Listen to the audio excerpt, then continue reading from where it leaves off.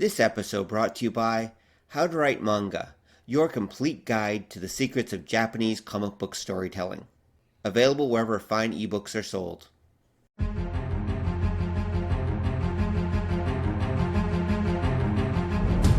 The world has gone insane. Cosplayers rule the conventions. Gamers dominate the tabletop and the internet. Sci-fi subjugates the movies, and fantasy rules the bookstore with an iron fist. Only one group can bring order to this unruly mob. A team of uber geeks, masters of the nerdly arts, trained for decades in the hobby shops and basements of the nation. Mobilized by the secret masters, they are the Department of Nerdly Affairs. Hello, operatives, and welcome to the Department of Nerdly Affairs. I'm your host, Rob Patterson, here with my co-host, Don Chisholm. Woo. And tonight, we're going to be talking about the Pulps. What they were, where they took us, and how they still affect media even today. And of course, we can't talk Pulps in Canada without involving the creator of Canada's greatest superhero, the Red Panda, and the master of Decoder Ring Theatre, Gregg Taylor. That's awful nice of you to say. You probably can, but I'm glad you didn't. Well, no, Greg, I absolutely wouldn't want to do it without you. You are, as far as I know, the master of pulps when it comes to Canada. I'm not an expert, but I am an enthusiast, and I'm looking forward to the discussion. Awesome. Well, welcome to the show.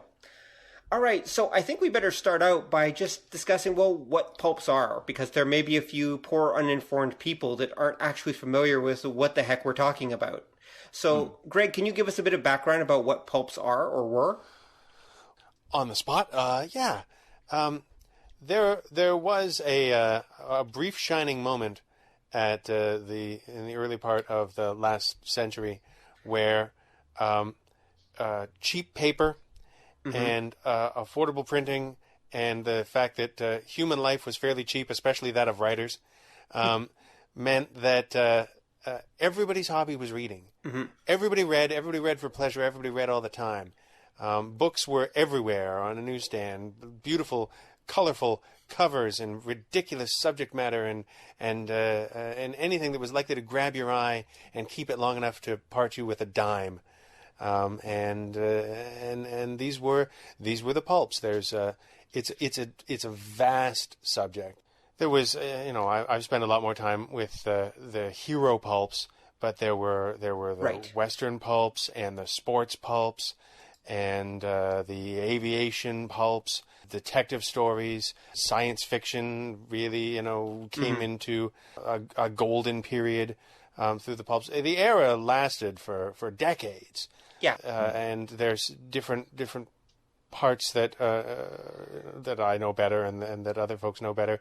But it's a fascinating time, and it gave birth to a lot of different stories and styles that we still play with today. But the thing that I love about the entire pulp era is just the fact that reading was the hobby of the masses. Right. It was something that everyone literally could enjoy instead of something that was for a few, it seems these days, or uninterested in the opinions of the great unwashed. The pulps were entirely for the great unwashed. The more unwashed, the better.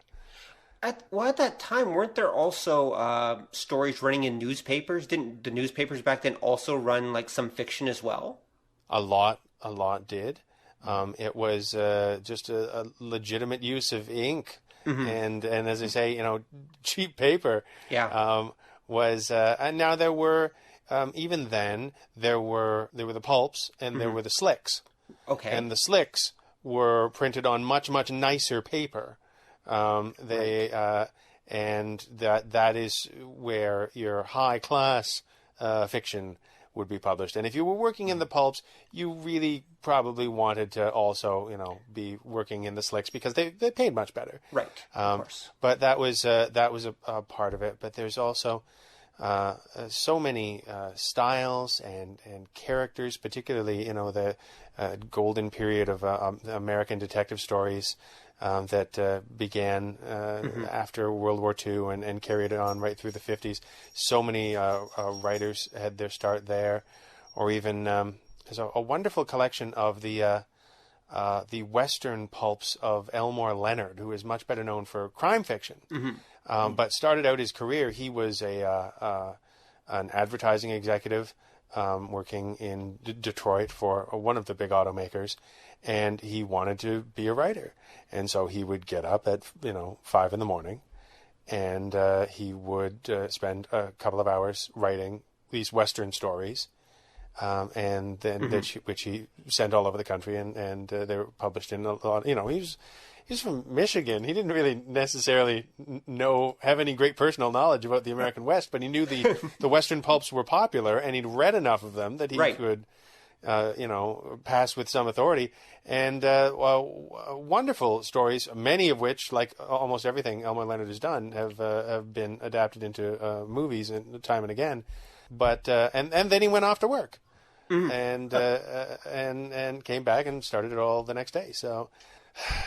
It was a period where the business of being a writer was a much more active thing. It was, this was a craft that was in demand to a degree that maybe it hasn't been since. And there were some wonderful things written for the pulps. There were some dreadful things written for the pulps, and the great thing is some of them are the same things. Wow. I don't even know that you've just opened up so many doors. I'm not sure where to go from there. Don, did you have a question? Well, I was just going to say, you mentioned the slicks, and that's the stuff I think for a modern person, that was more like what we'd consider a magazine, wasn't it? Oh, absolutely. I mean, they all were magazines, but it's something a lot more, it would be more familiar to us. Yeah. In terms of content and style, for sure. But there's something wonderful about the pulp era and the covers, which were just trying to, outshout each other in reds and yellows and bold gestures and girls in terrible, terrible danger. A fate worse than death, and really just a lot of incredibly not at all politically correct, and I I am glad that I live in a world where cultural standards have progressed to the point that a lot of the things that were done to sell books in those days are just not acceptable anymore. But I'm also glad, in a way, that I have access to that world through some of the genuinely ridiculous things in the pulps. I mean, the Yellow Peril stories really had their home in the pulps, and they're just if you set out to write the most incredibly offensive thing you possibly could, I don't think that you could do better than a lot of these.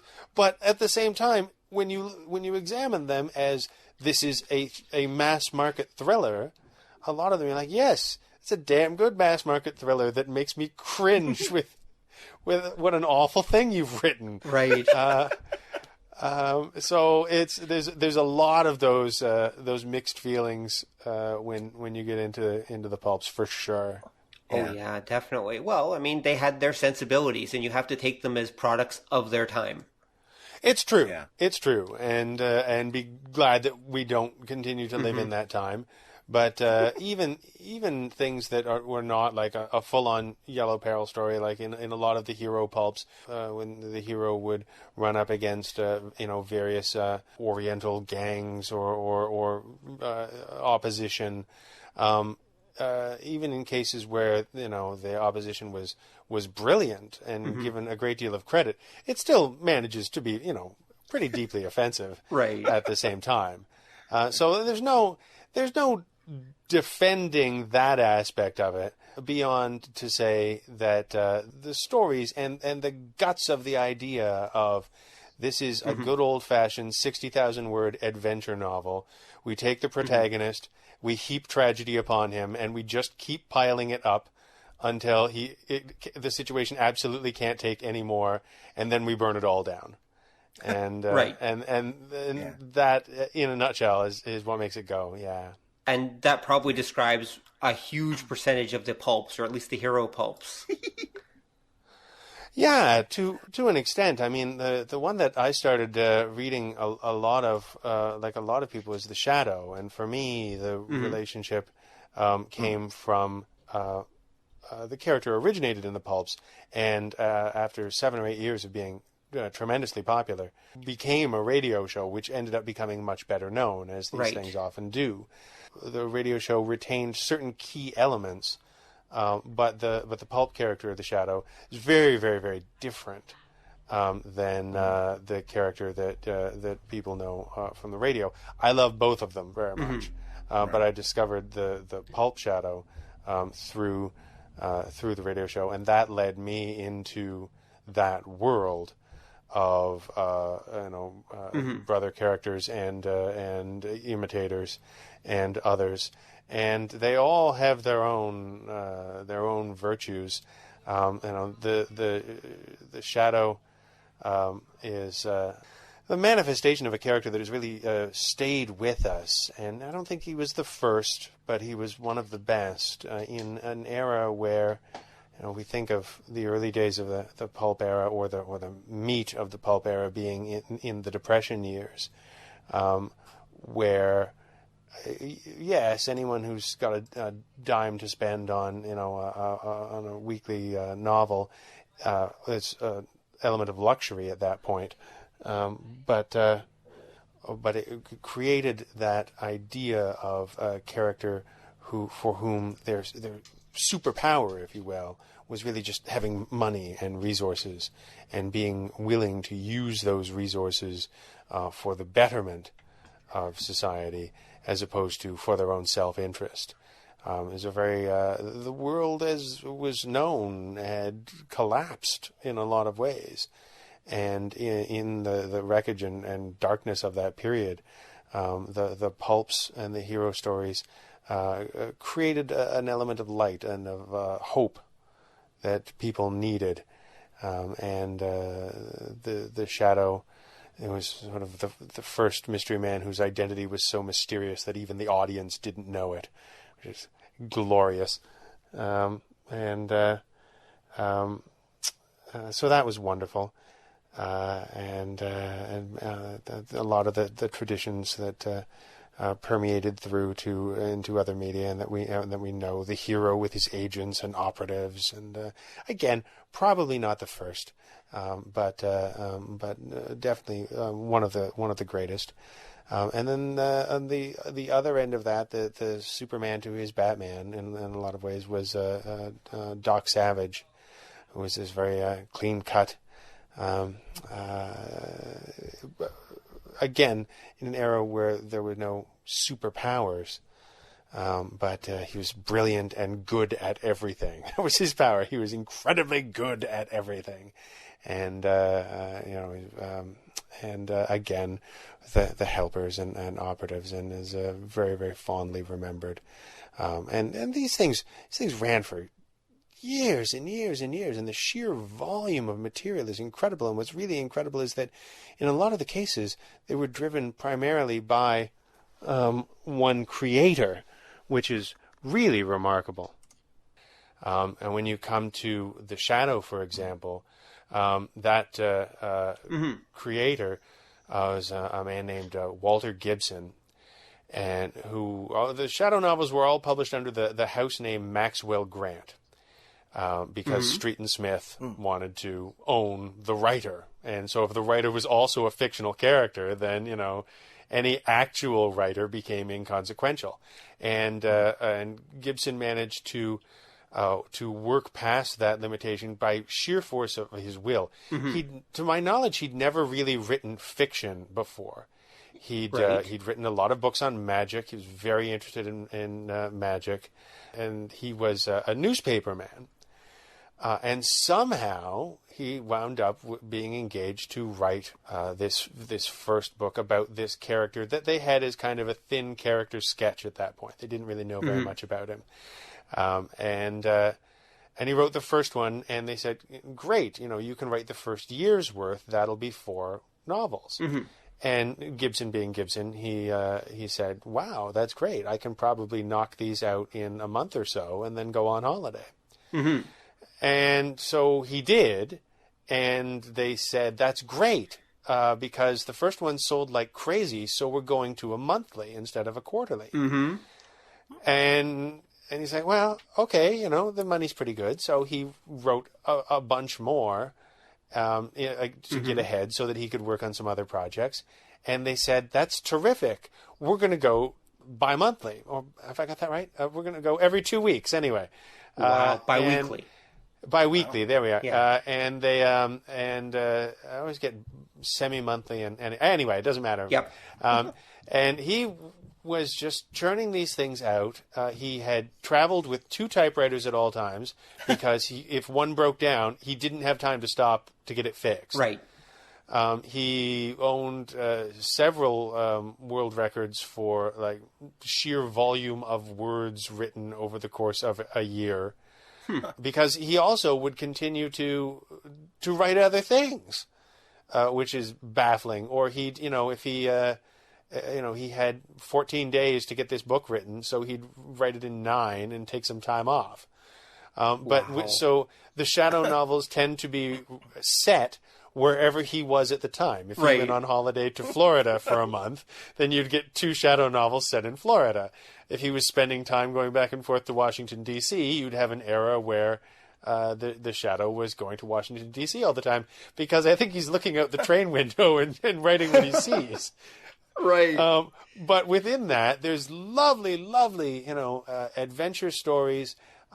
Did not have the greatest ear for dialogue early on. He developed that as it passes, and that quality increases.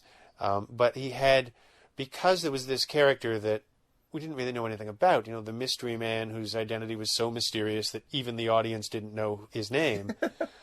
It meant that he could do different kinds of stories. And he very, very quickly twigged into the thing that I think kept it fresh and kept him able to work on it so long, which was ideas like the proxy hero story. Every once in a while, you'd meet a character for the first time. You didn't know this character, and he'd find himself in a strange situation, and gradually he'd figure out that he was being manipulated, and he'd have a chance to join forces with this force of nature behind thwarting someone's evil plot, and that we would become a de facto agent of the Shadow. And in many of those, the Shadow was barely seen until the climax. You would feel his influence, but very interesting. Other ones were all about the Shadow, all about the process. There was and we know him as Lamont Cranston, Right. Sort of one of the first of these wealthy industrialists. But of course, in the Pulps, he wasn't Lamont Cranston. That's right. There was a Lamont Cranston, but he went in disguise as Lamont Cranston and told Lamont Cranston, "I'm much better at being you than you are. I know more about your investments and your businesses than you do. All of your friends know me as you," because Cranston was a world traveler. "This is what I'm doing with your life. Why don't you go on holiday for a few years and stay out of my way?" And he did.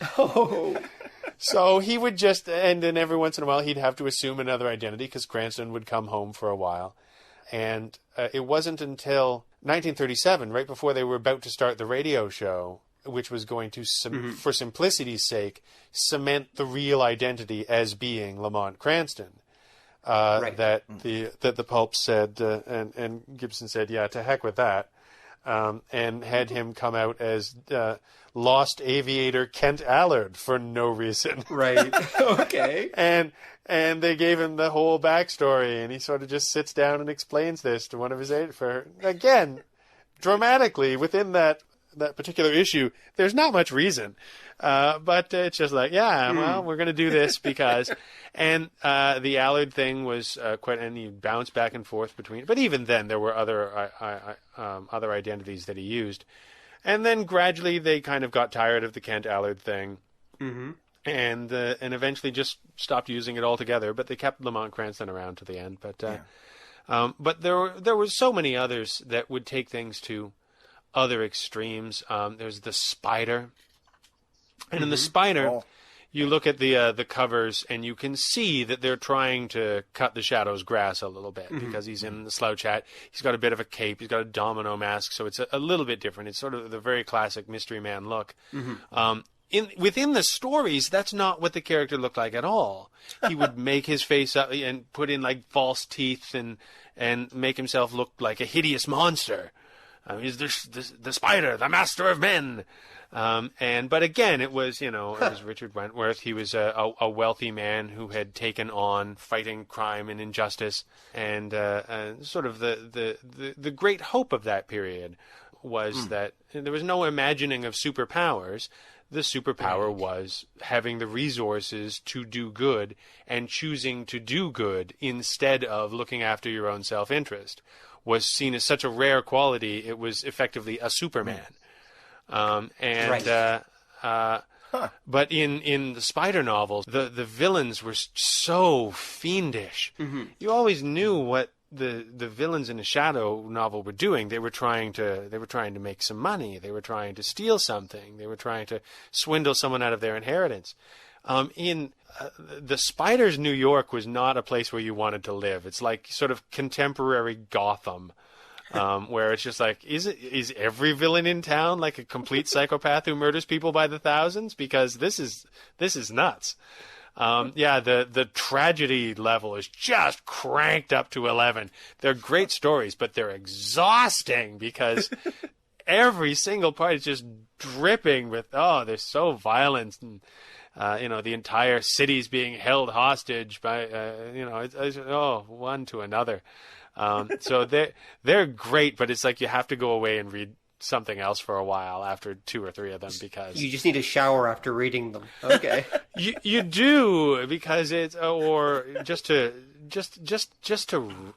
rest. I mean, you literally you can't stop reading them once you've started, but once you've reached a natural stopping point, it's a good idea to take a little break because they're. But even then, so many mystery men. There was the Phantom Detective. He's a pretty good one. I've read a number of his. And really, if he had a claim to fame, other than the fact that he had the exact same costume as every other mystery man, but he did it with a top hat. It's exactly what you get with every other mystery man, but he's got a top hat. But they still managed to be fun. They managed to be a lot of fun. So those really were the stories that brought me into the pulps. And then there are people in this country who really know pulps. And have put together some terrific shows that are usually they're like an annual thing. There was one in Toronto when we were there that was just it'd be a small room in the it's a library on College Street, and they do it in a room downstairs, and it's just beautiful, just so many books in such beautiful condition, and they've all got that slight smell of the cheap paper that they were printed on. As it ages, it releases a kind of vinegary smell. And if you've got your pulps bagged and you open it up just a little bit, and it's just that smell is like nothing else, and it means adventure. But some beautiful. Beautiful books and really nice folks who travel around and take this kind of thing very seriously. I used to I do have a small collection that I really stopped adding to when I had children. Not because it's not because they do any harm to the books, other than the fact that they directly compete with them for disposable income. Of course. But no, I was just I had occasion to look through some of them the other day, and including one that was like my favorite Shadow cover that I actually forgot I found a copy of a short time before I stopped actively collecting. It's an issue called "The City of Crime." And it was just it's a beautiful cover, but of course the difficult thing is with those old books, it's very hard to justify reading them and actually flipping through the pages. It's a wonderful experience, but they're delicate, and they're old, and they're precious. These things that were never meant to be precious, these things that were never meant to be anything other than kind of disposable. And they were so much more than that. So it's funny, the things that become treasures. Yeah, it is. Wow, that's really amazing. So how many pulp books do you think you own, Greg? My collection is very modest, because it's an expensive thing to do, really. I've got, one shelf of precious stuff like that, but So, Greg, we want to ask you about that whole pseudonym thing. So, you said that often different writers would have different pseudonyms that they'd write under, and that it, of course, the nom de plume is a grand writer tradition. And I forgot what I was just about to say. Don, continue. Oh yeah, because I was gonna say, what were some of the reasons why guys would use different names? Well, a lot of times, actually, it was the publishing house that wanted, for example, again, to come back to the Shadow because it's the one that I know best. Street and Smith wanted to own the name of the writer. They didn't. If they'd said it's a Walter Gibson novel, and then the Shadow had become very popular, and Walter Gibson had got a better offer from down the street, he could go and take his name with him. But if they own the character and they own the name of the writer, Theodore Tinsley was the second most prolific writer of the Shadow Pulps. I think Gibson wrote 230 odd. Tinsley, Wow. Tinsley was maybe like 50 or 60, and his had their own style, but he was very much up on what these things were and then how they went. You can tell at Tinsley when you're reading it now with the benefit of hindsight, but at the time, because they were always a little bit different. So it was really more of a choice of the publishing house and essentially of the writers having no particular rights over their own material at all, Right. beyond getting a paycheck for it, I suppose. At a time when that was hard to come by. I mean, Yeah. it's he wrote a novel pretty much every 2 weeks, but he also kept a roof over his head and food on the table through the Depression, writing books. So. That's good on you. Yeah, that's impressive. Yeah, that's good work. So was that standard practice then? Are most of the famous pulp, quote-unquote, writers actually created names? I don't know about most. Certainly, particularly as you got into the later period, as the detective novel and the Western and the science fiction stories really took over. And in those cases, a lot of them were anthology stories. So there wasn't an advantage to having a house name. They would allow writers like Dashiell Hammett and Raymond Chandler to cultivate their own identity, because there were certain magazines that were the home of that style of writing, that were popular and well known enough that they didn't necessarily need to bully the writers around like that. But no, there were a lot for sure, and in the 30s it was very common practice. So was Lester Dent, who created this Doc Savage, was that his real name? Lester Dent, oh boy.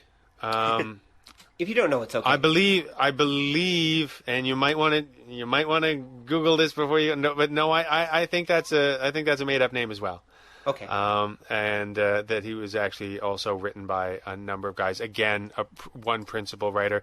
Doc Savage, I liked.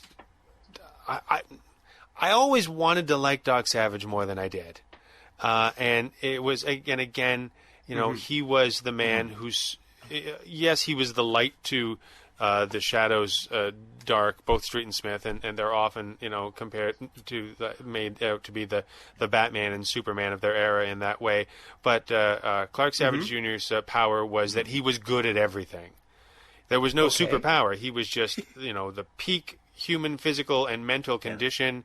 He could do everything, but he had these assistants who were such dorks, and and I wanted to, and I'd get past it, them always fighting and always arguing and always having, these expressions that they would say that you're like, okay, yeah, you're going to say that again, are you? And then they had pets. Like there was a pet pig, and I'm like, this is just, I can't, it's, I really wanted to like them more than I did, but I think they were just, they just spun a little young for me. Which in a way was part of the longevity of the character, because a lot of these things ended up being reprinted in paperbacks with very little editing into the 60s and 70s, and just sort of sold as a superhero story because they did skew that way. So Doc Savage has never been my jam. I used to have more data at my at the tip of my tongue, and I apologize to there are Doc Savage fans like literally screaming at their computers right now, listening to this incompetent boob kind of talking about it. Again, as I said at the beginning, not an expert, just an enthusiast. But yes, there were a lot of writers who. And they weren't trying to hide their identity. It was the publishing houses that wanted it that way. Okay, actually, you mentioned about you felt that the Doc Savage stuff was a little young. That brings to mind something. Was there any kind of rating system for pulp magazines? How did they handle content? I mean, now I'm going to again. I feel like it was LaGuardia. Okay. But maybe it wasn't. Maybe it was just another mayor of New York, and LaGuardia is just the only name I know other than Ed Koch. Okay. But there was a mayor of New York who had a huge campaign against the pulps, and in particular against the spices, because there was a completely unrelated series of publications that would be, spicy detectives, spicy adventures, spicy this, spicy... Anything spicy would have the most enticing, allowable picture of a young lady in some terrible distress. She's at the point of a pistol, and she's leaning way back, and her eyes are wide open in terror, and there's a thug coming in, and her dress is slightly sliding off her shoulder on one side, and it's, and some of them were, actually you look at it and you go, yeah, that one crosses the line a little there, Nami. I don't know what to say about that. But a lot of them, you're like, this is what a lot of people think of when they think of the pulps, is they think of the covers of the spices. Right. And these things were displayed openly on every newsstand and magazine stand, was not just selling the daily newspaper, but was also selling racks and racks of books. And what a lot of the adventure books were trying to but make was you the look actual red and content of yellow. the spices? Sorry to interrupt, but was the actual content of the spices what we would consider adult content, or was that just the covers? Well, now, I mean, it was pretty racy for, the mid-30s. Would you actually, was this porn? No, but would you get a talking to from your mom if she caught you with one in the drawer? Yeah, probably. It was, they were... to say that they were lurid for the period is fair and accurate, and they were not terribly progressive at all. Right. I can.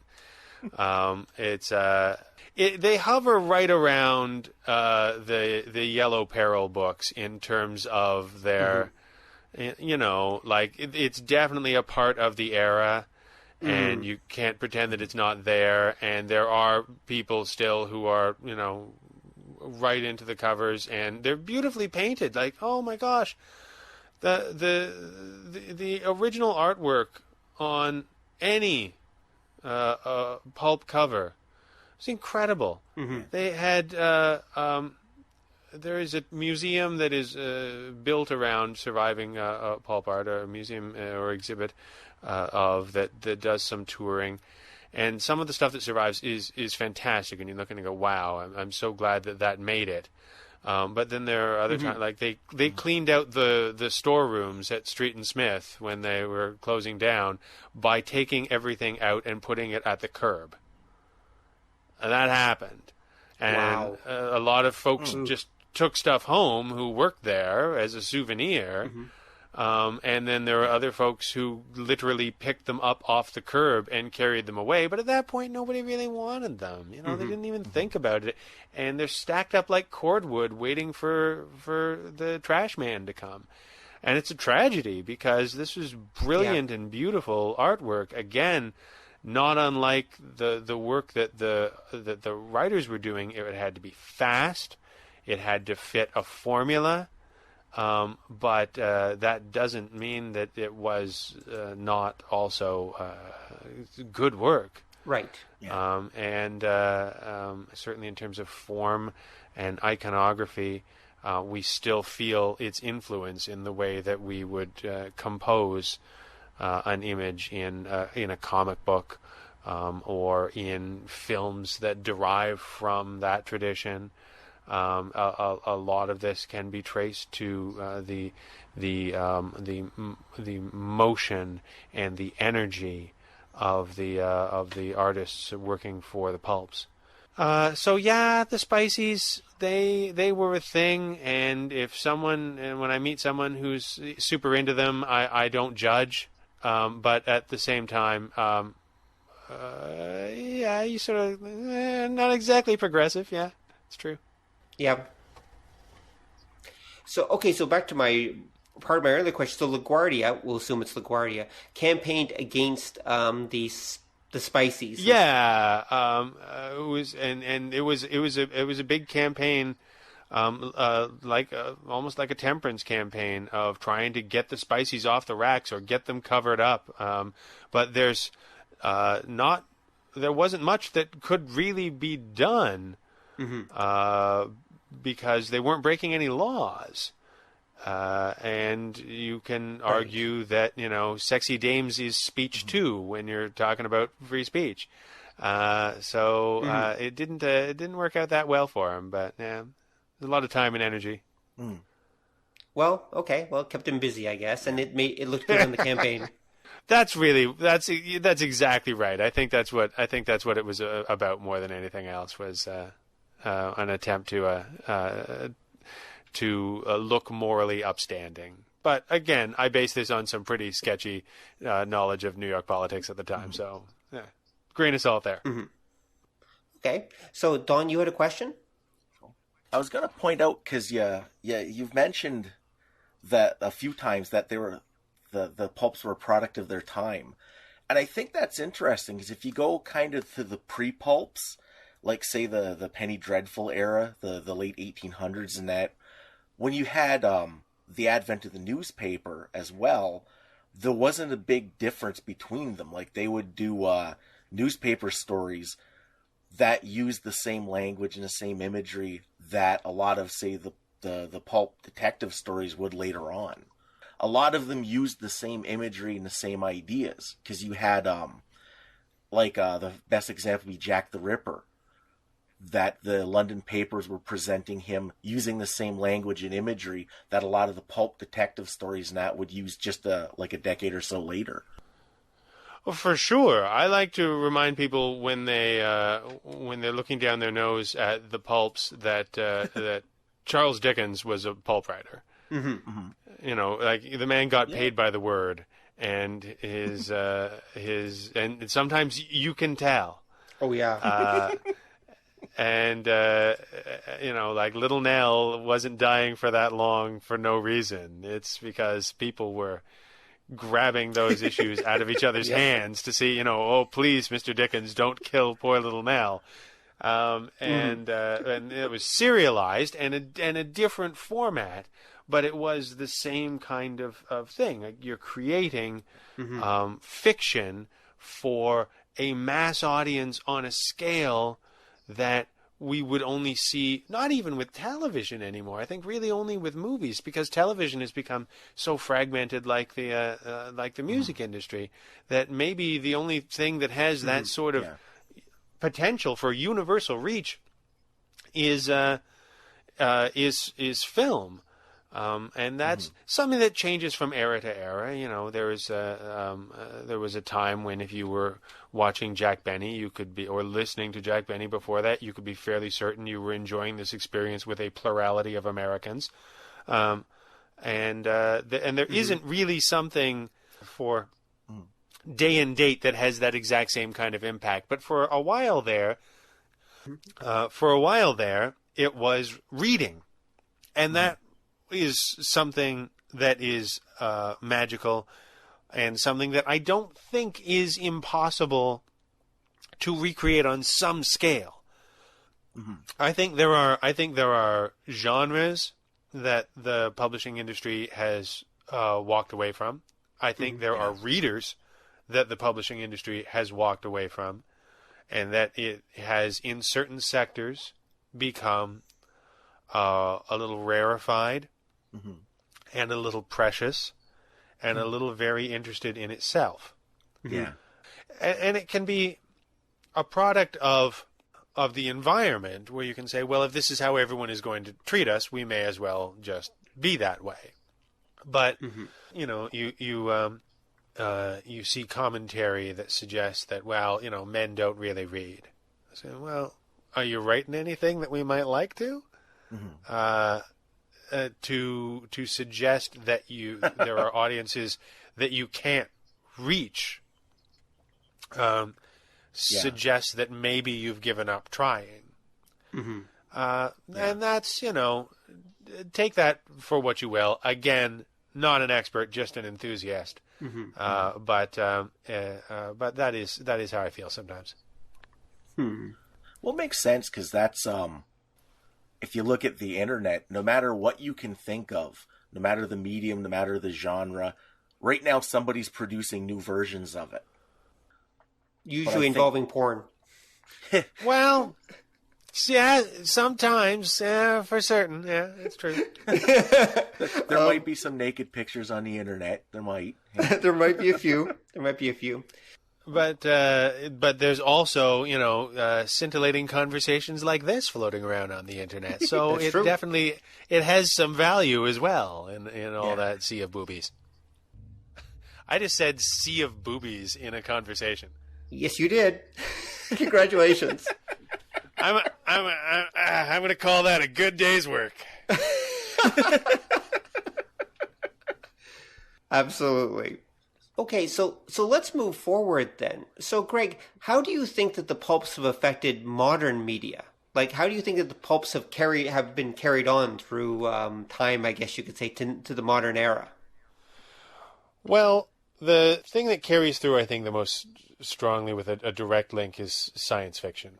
Because the science fiction anthology magazines, particularly as they ran through the 50s, there was brilliant work being created. Anthology short stories. Do you know anyone who just, like, for fun reads anthology short stories? Because there was a time when everyone did. That's true. And it meant that these popular mass media stories were created there. I know a lot of them even much better through, X-1 and programs that later adapted those, and that led directly to the development of the classic Twilight Zone stories and formats, which led to so many other things as science fiction, as both as a genre about space, which we currently enjoy, but also as a way of imagining what could be, which was really the strength of the science fiction of that era. and that directly came out of the pulps. The Western pulps were tremendously popular and very influential at the time, much more so than the science fiction pulps, because the Western was an incredibly popular genre. It was something where you could engage in that same level of fantasy and speculation and adventure, but all you really needed was some relatively arid landscape and some rocks and a horse. Right. Those were your special effects for creating those movies. So those were huge. There really hasn't been any success in revitalizing the Western genre. Every once in a while something comes up and people are like, wow, that was something. And then it passes. And I don't think that it's necessarily ever going to be that influential again. But a lot of stories and writers that came out of the Western pulps went on to create even more mass market materials and ways of looking at things. And of course, the Western did influence the adventure genres and those kind of storytelling that came past it. The hero pulps were the direct precursors to comic books, and comic books gave us the modern idea of the superhero, and certainly in terms of a mass media influence, there's nothing right now, this day in 2016, that is of a wider mass market influence than that creation of the mystery man. And who definitely protects others from that's huge right now. 40 years from now, will that have gone the way of the Western? And every once in a while, someone makes one and say, "Wow, that's something," and then it goes its way. I don't know. Steven Spielberg thinks so. I think Steven Spielberg whines about his parents' divorce too much. So we.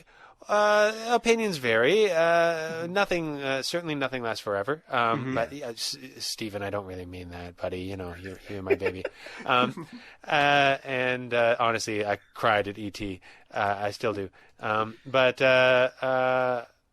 no, it's because it was such an immensely creative and such an active period of writing and reading and engaging with this, again, very disposable literature, but because it was consumed on such a scale that it had the potential to influence a mass audience in a way that, you see, we're all in Canada, and like something that's called a bestseller in Canada often sells maybe 5,000 copies. Wow! In a country of 33 million people? About that, yeah.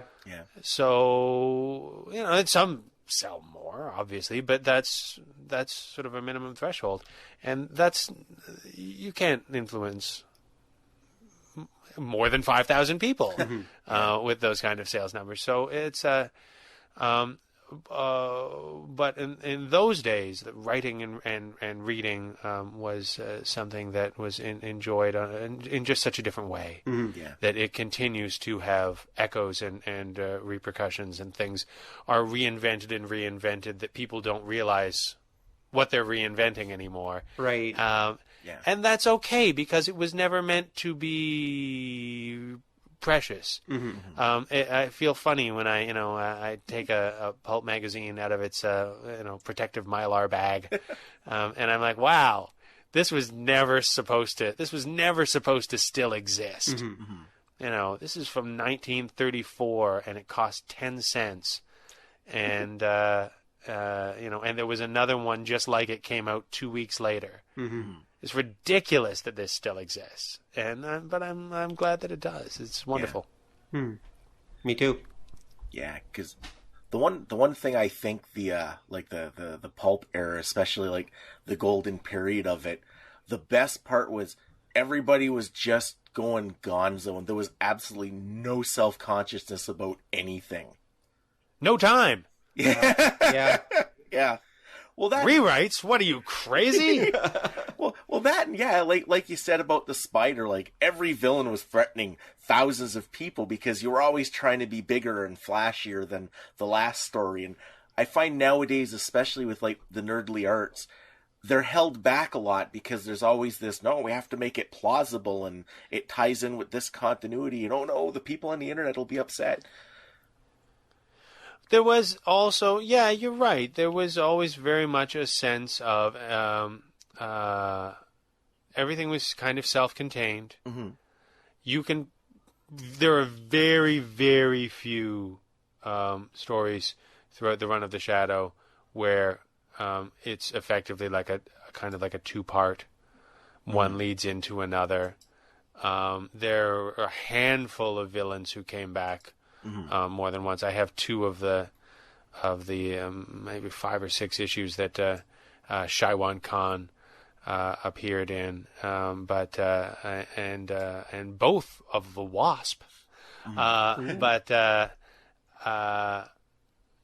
Yeah, and not a lot, and that becomes sort of the cross that comics has to bear. Mm-hmm. Yeah. Where people have passionate, angry opinions, but they're not going to continue to buy the issue unless you kill someone off every 6 or 7 issues, or renumber it as a new number 1, or change someone's costume, or have them lose their powers, or have someone take. You can only do it so many times. Yep. Yeah. But if you stop doing it, they won't buy past issue 8 or 9. Yeah. So it's a difficult thing. Mm-hmm. And if I knew what the answer to that was, I would be trying to peddle it to the comics industry because I think they really need an answer. Yeah. But I don't know. I feel the same way as a reader. I will often drift away if there isn't a reason to stay. But most of the things that they use as events or reasons to stay just kind of angry up my blood and don't make me interested in doing that anymore. So, they're in a difficult spot. Mm-hmm. Well, especially considering they have to make quarterly profits. Yeah. Don't we all, baby? Don't we all? Oh, that's true. Quarterly profits are a fine thing. They're a cornerstone of our democracy. That's true. I became like a Kennedy or something there for a while. I don't know what that was. Or possibly Clinton. I can't tell. My American presidents are about as good as my New York mayor. Well, okay. You should be running for the Democratic Party. I think you might win. Sure. Well, what are the hours like? I hear they have their own movie theater in there. So. Yeah, that's true. You can't argue with that. Your own movie theater. Yeah, and he gets to see. They just did that. There was just this announcement where Obama has already gotten to see the new season of Game of Thrones. Apparently, for some reason they sent him screener copies of the whole new season already. Well, this is is this what you do in your 8th year as president? They won't let you actually do your job anymore. You can't appoint anyone to the Supreme Court or anything. But here's your consolation prize: it's advanced screeners of Game of Thrones. Exactly.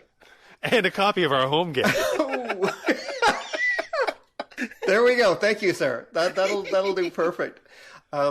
It's interesting actually that the pulps, in a way, are actually very much alive, but they're not alive, the spirit anyway, but they're not alive in English right now. They're actually alive in China, believe it or not. And most of the Asian countries have this. I don't know about Europe, where they have a lot of, basically I don't want to call it a service, but basically there are sites you go to and you basically read stories by the chapter. You pay a penny or two to read a chapter of a story. You buy credits. That's how they get you. You buy credits, which are really pennies basically, and you read stories. And there are people in China, authors, who are basically just churning out these Dickens type serials right now, who are making millions of dollars doing this. And it's become this huge industry in China, these web novels, as they call them. It's just unfortunate that we don't have something like that here, because if we did, we could probably actually get something similar to that pulp ethos going again. It is very unfortunate that we don't have that here. That sounds like a pretty good gig, actually. I might have to... Might have to give second thought to the whole, Democratic Party nomination thing, because I'm not sure. Yeah. If there's time to crank out web novels on the side. Well, yeah, exactly. Well, in your case, though, you should get them translated to Chinese. Because you've done your own novels, right? Your own pulp novels.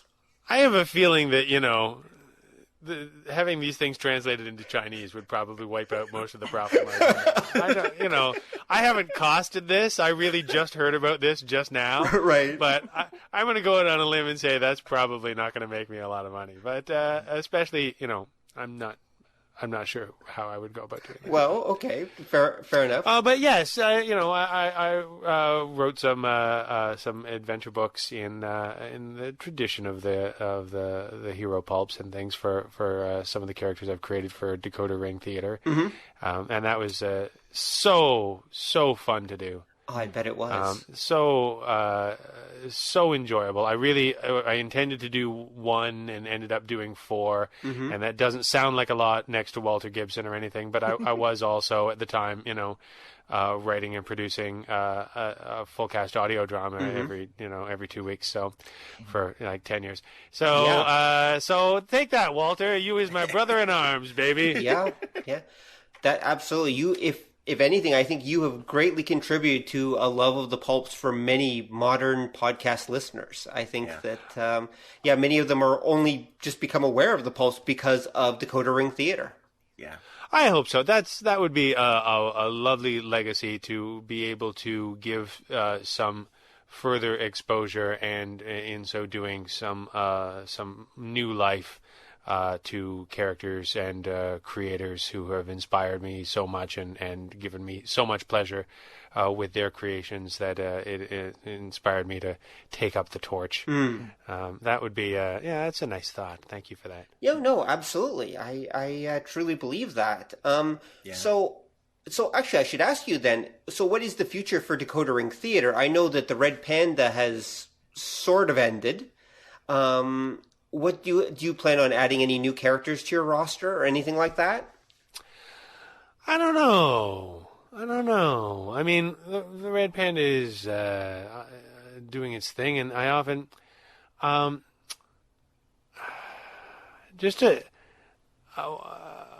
very fond of the American detective writer Robert Parker, who wrote the Spencer novels, among other things, and he had.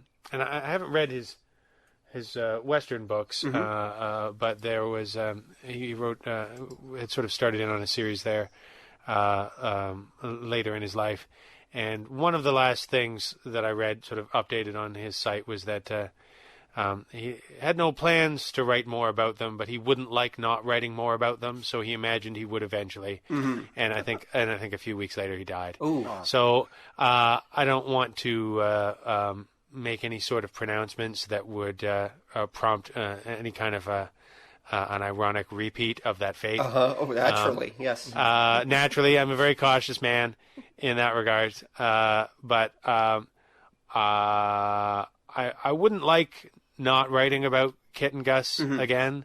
So I imagine that I always will. Right. Okay, fair enough. But in what form and in what way, I don't know. We're trying some different stuff for next season, and just doing things that are the same and are also completely different, and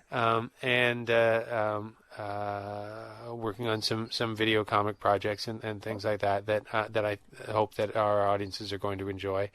And where it goes past that, I don't know, but I've never really known. Right. So it's it gets to a point where you don't want to you don't want to run out of things to say. But that just becomes, after a while, you're like, is this even a rational fear if it hasn't happened yet? Right. So I try not to plan too far ahead, but sometimes these things just have a way of carrying me away. Well, that's natural. Yeah. Okay. Well, I think we should probably bring this to a close. I'm sure we've kept Greg up late enough. Yes, I should probably do that. Yes. So, Greg, thank you very much for coming on and talking with us about the Pulps. It's been absolutely amazing to have you here with us. Mm-hmm. Well, thank you very much for the invitation. I'm sure that our listeners learned a lot, and hopefully we can have you again on sometime to talk about actually the Red Panda and Decoder Ring Theatre and its whole genesis as well. Well, that is something that I actually know something about. So I'd be there on that. I am both an enthusiast and an expert. So that would be a different thing for me. Well, again, thanks for coming on. Everyone, thanks for listening, and good night. Thanks for listening to the show. If you'd like to hear more or join the conversation, come visit us at obeythedna.com. You can also find us on iTunes or whatever fine podcast site forgot to lock their back door. So until next time, remember that to master the nerdly arts takes time, practice, and enough Coca-Cola to drop a rhino. See ya!